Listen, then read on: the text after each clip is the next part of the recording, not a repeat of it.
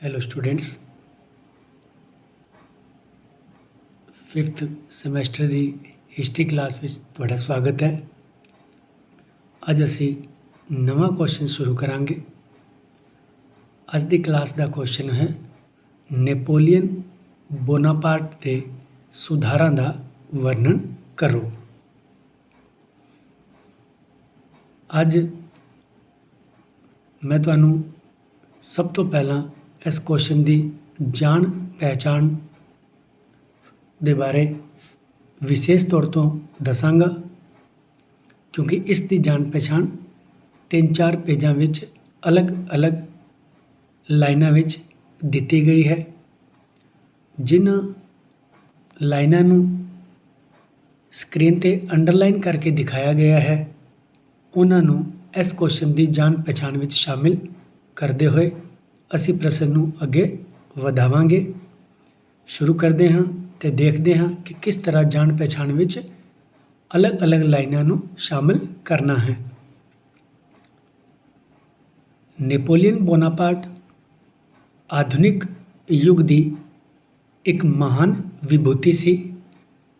ਇਹ ਸਧਾਰਨ ਗੁਣਾਂ ਤੋਂ ਯੁਕਤ ਨੈਪੋਲੀਅਨ ਬੋਨਾਪਾਰਟ ਦੀ ਸ਼ਕਤੀ ਦੀ ਧਾਕ ਸਾਲਾਂ ਤੱਕ ਯੂਰਪ ਮਹਾਦੀਪ 'ਤੇ ਜਮੀ ਰਹੀ। ਆਪਣੀ ਸੈਨਿਕ ਪ੍ਰਤਿਭਾ ਦੇ ਜ਼ੋਰ 'ਤੇ ਉਹ ਲਗਭਗ 15 ਸਾਲਾਂ ਤੱਕ ਯੂਰਪ ਨੂੰ ਆਪਣੇ ਪੈਰਾਂ ਤਲੇ ਰੌਂਦਦਾ ਰਿਹਾ। ਉਸਨੇ ਇੱਕ ਵਿਸ਼ਾਲ ਸਾਮਰਾਜ ਦੀ ਸਥਾਪਨਾ ਕੀਤੀ, ਜਿਸ ਦਾ ਖੇਤਰਫਲ 5 ਲੱਖ ਵਰਗ ਮੀਲ ਦੇ ਲਗਭਗ ਸੀ। ਇੱਕ ਸਫਲ ਅਤੇ ਮਹਾਨ ਸੈਨਾਪਤੀ ਹੋਣ ਦੇ ਨਾਲ-ਨਾਲ ਉਹ ਰਚਨਾਤਮਕ ਪ੍ਰਤਿਭਾ ਦਾ ਵੀ ਧਨੀ ਸੀ। ਇਸ ਤੋਂ ਇਲਾਵਾ ਉਸਨੇ ਪ੍ਰਸ਼ਾਸਕ ਦੇ ਰੂਪ ਵਿੱਚ ਵੀ ਮਹੱਤਵਪੂਰਨ ਸੁਧਾਰ ਕੀਤੇ ਸਨ। ਨੈਪੋਲੀਅਨ ਦਾ ਜਨਮ 15 ਅਗਸਤ 1769 ਈਸਵੀ ਨੂੰ ਕੋਰਸੀਕਾ ਦੀ ਰਾਜਧਾਨੀ ਏਜਾਸੀਓ ਵਿੱਚ ਹੋਇਆ ਸੀ। ਨੈਪੋਲੀਅਨ ਦੇ ਪਿਤਾ ਦਾ ਨਾਂ ਚਾਰਲਸ ਬੋਨਾਪਾਰਟ ਸੀ ਅਤੇ ਉਹ ਇੱਕ ਗਰੀਬ ਵਕੀਲ ਸਨ। ਨੈਪੋਲੀਅਨ ਦੀ ਮਾਤਾ ਦਾ ਨਾਂ ਮੇਰੀ ਰੇਮੋਲਿਨੋ ਸੀ। ਉਹ ਇੱਕ ਮਜ਼ਬੂਤ, ਫੈਸਲੇ ਲੈਣ ਵਾਲੀ ਅਤੇ ਅਸਾਧਾਰਨ ਵਿਅਕਤੀਤਵ ਵਾਲੀ ਇਸਤਰੀ ਸੀ। ਉਸਨੇ 13 ਬੱਚਿਆਂ ਨੂੰ ਜਨਮ ਦਿੱਤਾ ਸੀ, ਜਿਨ੍ਹਾਂ ਵਿੱਚੋਂ 8 ਜਿੰਦਾ ਰਹੇ ਸਨ। ਇਹਨਾਂ 8 ਵਿੱਚੋਂ 5 ਲੜਕੇ ਅਤੇ 3 ਲੜਕੀਆਂ ਸਨ। ਨੈਪੋਲੀਅਨ ਬੋਨਾਪਾਰਟ ਉਸਦਾ ਦੂਜਾ ਲੜਕਾ ਸੀ। ਸੈਨਿਕ ਜੀਵਨ ਵਿੱਚ ਨੈਪੋਲੀਅਨ ਦੀ ਰੁਚੀ ਨੂੰ ਵੇਖਦੇ ਹੋਏ ਉਸ ਨੂੰ 1779 ਈਸਵੀ ਦੇ ਵਿੱਚ ਬਰੀਨ ਦੇ ਸੈਨਿਕ ਸਕੂਲ ਦੇ ਵਿੱਚ ਦਾਖਲ ਕਰਵਾ ਦਿੱਤਾ ਗਿਆ। ਇਸ ਤੋਂ ਬਾਅਦ 1785 ਈਸਵੀ ਵਿੱਚ ਉਸ ਨੂੰ ਪੈਰਿਸ ਦੇ ਸਰਕਾਰੀ ਸੈਨਿਕ ਸਕੂਲ ਵਿੱਚ ਭੇਜ ਦਿੱਤਾ ਗਿਆ। ਇੱਥੇ ਵਿਦਿਆਰਥੀਆਂ ਨੂੰ ਉੱਚ ਅਧਿਕਾਰੀ ਬਣਨ ਦੀ ਸਿੱਖਿਆ ਦਿੱਤੀ ਜਾਂਦੀ ਸੀ।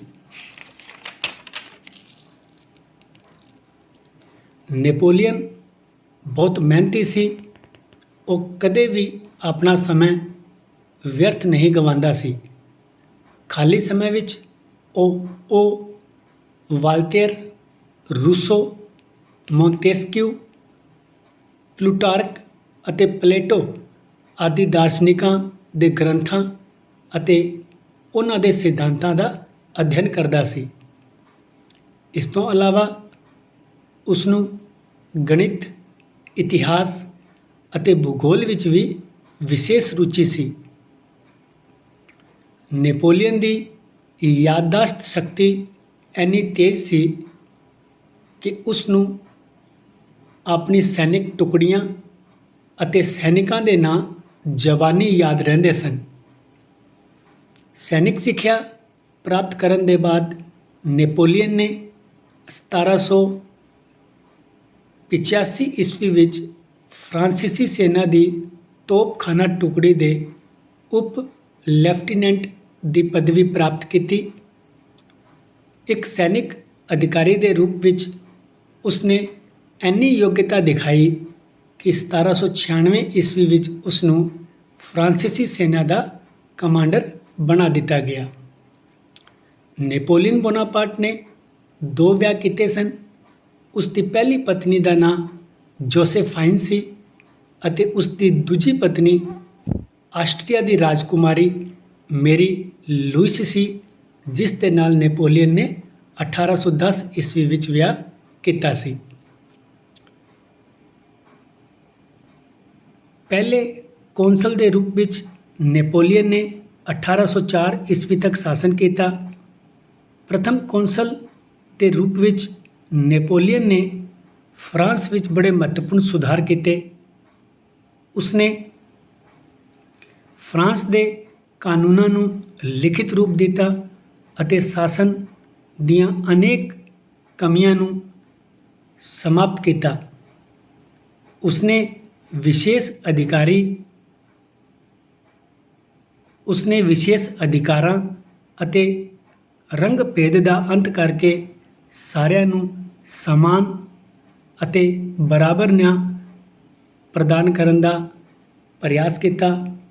ਜਨਮ, ਲਿੰਗ ਅਤੇ ਧਰਮ ਦੇ ਵਿਚਾਰਾਂ ਨੂੰ ਛੱਡ ਕੇ ਯੋਗਤਾ ਦੇ ਅਨੁਸਾਰ ਪਦਵੀਆਂ ਦੇਣ ਦੀ ਵਿਵਸਥਾ ਕਰਕੇ ਉਸਨੇ ਸਮਾਜਿਕ ਸਮਾਨਤਾ ਦੀ ਸਥਾਪਨਾ ਕੀਤੀ।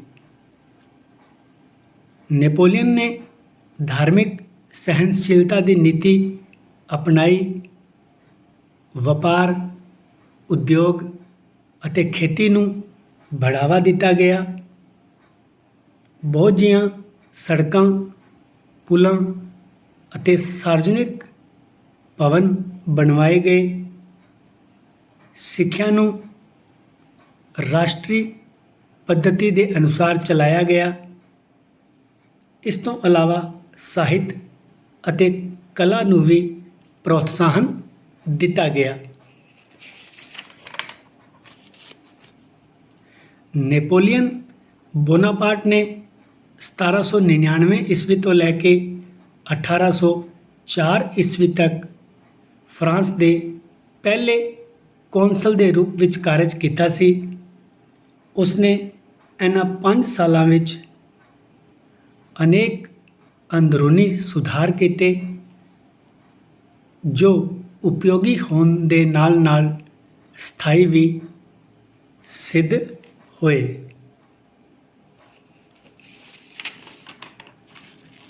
ਨੈਪੋਲੀਅਨ ਨੇ ਆਪਣੇ ਇਹਨਾਂ ਸੁਧਾਰਾਂ ਦੁਆਰਾ ਦੇਸ਼ ਦੇ ਹਰ ਖੇਤਰ, ਰਾਜਨੀਤਿਕ, ਪ੍ਰਸ਼ਾਸਨਿਕ, ਸਮਾਜਿਕ ਅਤੇ ਧਾਰਮਿਕ ਖੇਤਰ 'ਤੇ ਬੜੀ ਡੂੰਘੀ ਛਾਪ ਛੱਡੀ।